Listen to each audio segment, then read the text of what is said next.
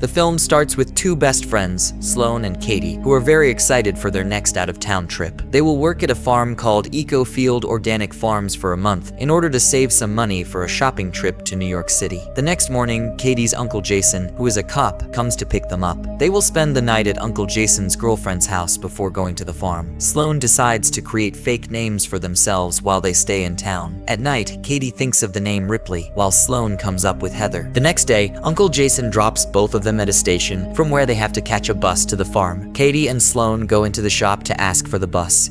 In about an hour, I just checked. Uncle Jason is very cautious about their safety. He advises them to think of a safe word in case they get into trouble. Every day, each text must be sent with a code word at the end, with the starting letter in alphabetical order. Apple is the code word of the day. When Uncle leaves, the two of them decide to wait at the cafe because they still need to wait for the bus, which will arrive in about an hour. These two men show interest in them and end up sitting down with them. Both the girls introduce themselves with the fake names they made yesterday. The two men then introduce themselves as brothers, Jed and Lucas. The brothers offer to give them a ride to their workplace. At first, Katie is hesitant, but Sloane convinces her. Both of them then get inside their blue truck. They happily leave with them. However, things don't go as planned. Jed cleverly passes by the farm where the girls work, and the girls become confused. Are we gonna turn around somewhere?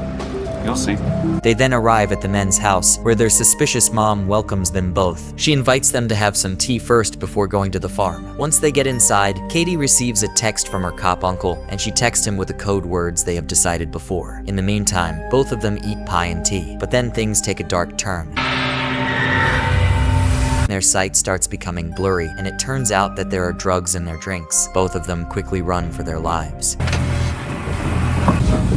Unfortunately, Jed and Lucas manage to make them unconscious and carry them back inside. The next day, Sloane and Katie are naked and chained up in the middle of the forest and are losing their minds. Get out of here! You're gonna kill us! Just then, Jed shows up. We're stuck up here in the middle of fucking nowhere. No one can hear you bang and scream. He tells them that this is their home now and gives them necessary supplies like clothing, a bed, and a toilet. Moments later, Katie and Sloane are dressed up, and Boris, who is Jed's boss, shows up and takes Katie's phone to see if anyone knows their location. At this moment, he finds out that Sloane and Katie lied to him about their names and that Apple is a code word she uses to text her uncle. Boris texts Uncle Jason on Katie's phone to let him know that the girls are fine. When all the things are settled, Katie and Sloane are getting ready to take a bath in their homemade showers. Just then, the town sheriff shows up holding a gun. It turns out that the sheriff is also involved in human trafficking and is a piece of shit. He has come to rape one of the girls. After the nasty sheriff satisfies the filth, Sloane goes to calm Katie, who seems very scared. On the other hand, Uncle Jason is worried because Katie used the same safe word in her recent text that she used yesterday. Back in the woods, Jed and Lucas welcome a new client. Then he takes Sloane into the trailer. The new client is a psycho. Back to Uncle Jason, he finally calls Sloane and Katie's workplace and finds out that they never showed up. He is convinced that they are in trouble, so he rushes to find them. This customer is even worse than the last one, so Sloane and Katie's day is about to get much worse. As the next customer gets closer, Lucas and Jed quickly cover their heads. The pig mask guy takes Sloane into the trailer. When the client leaves, now it's Katie's turn to console Sloane. Sloane looks even more traumatized than before, and it's not clear what the pig mask guy did to her. Meanwhile, Uncle Jason goes to the sheriff's office and finds out that the evil man from before is the sheriff of the town. It turns out that the uncle is also an FBI agent and not just a cop. He expresses his concerns since he thinks his nieces are kidnapped. He reveals that he knows they're in trouble since Katie didn't use a fresh code word in her new message. Back in the woods, the sheriff informs the kidnappers that Katie lied to them about the code word and that her uncle is an FBI agent. Boris tells Jeff to kill them both and dispose of their bodies because he doesn't want the FBI to spy on his human trafficking business. They have no idea that Katie is listening to them. Meanwhile, the FBI uncle goes to the cafe where he dropped off Sloane and Katie. He asks the barista about what happened. Luckily, he remembers the boys who took them and easily recalls the truck in which Sloane and Katie left. The next day, Katie tells Sloane Sloane that the kidnappers have planned to kill them. Just then, the kidnappers and the psycho guy show up. They leave the psycho guy behind to keep an eye on them. Katie uses this as an opportunity and tries to seduce him. She gets close to him and bites off his throat with her bare teeth,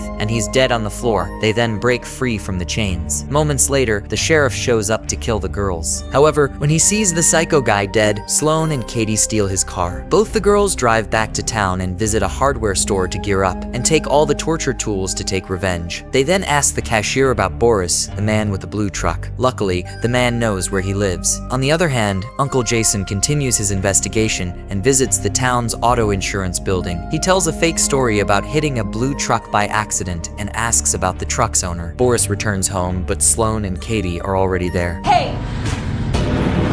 They throw a bunch of balls full of nails at him, leaving him severely injured. Katie and Sloane start torturing him as Boris begs for his life. He even offers his money in exchange for his life. Then, Uncle Jason arrives at Boris's house. Back inside, Sloane and Katie ask him about the man wearing the pig mask. When Boris doesn't tell them, Sloane and Katie take a makeshift spear that they created with a bunch of nails. They put the spear in his ass. Uncle Jason hears the scream and enters the house. He sees a dying Boris with blood all over the place. He checks the house, but no one's there. He then runs outside and sees someone driving off with the truck. Uncle Jason takes Boris to the hospital, but the sheriff tells him that Boris did not make it. Uncle becomes even more worried and tries calling Katie one final time, but then, realizing his truth is revealed, the sheriff pulls out his gun. Meanwhile, Katie and Sloane stop in front of a church, and it turns out that the pig mask man is actually the town's priest. Sloane enters the church and confronts her rapist directly. The priest says Jesus is with him, and then, I have a BFF.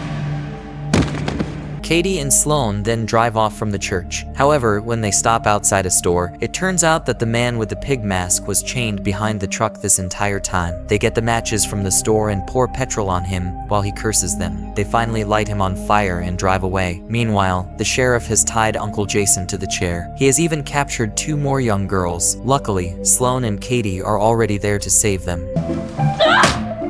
They tie up the sheriff and start torturing him by playing Russian roulette. No!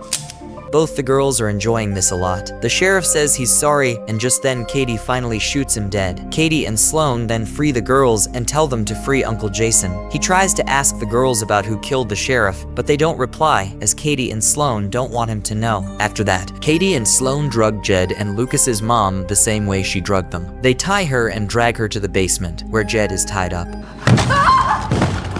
They beat the shit out of him with baseball bats until he is dead. Fucking bitches! They then take her to Lucas, who is also tied up on a chair. However, they untie him, give him a bat, and threaten to beat his own mother. If you don't, we'll kill you. When Lucas refuses to do so, they shoot him dead. Then, both girls made his body look like he had committed suicide. They have planned on blaming him for all the murders. The mother tries to offer them money in a final attempt to save her life, but Katie takes a lawnmower and brutally murders her. A few days later, Uncle Jason arrives at Katie's house to take Katie and Sloane. Nobody knows that they were behind all the murders. He drops off both of them at the airport. Sloane and Katie are excited to see New York City, and the movie ends. Subscribe to watch more movie recaps like this.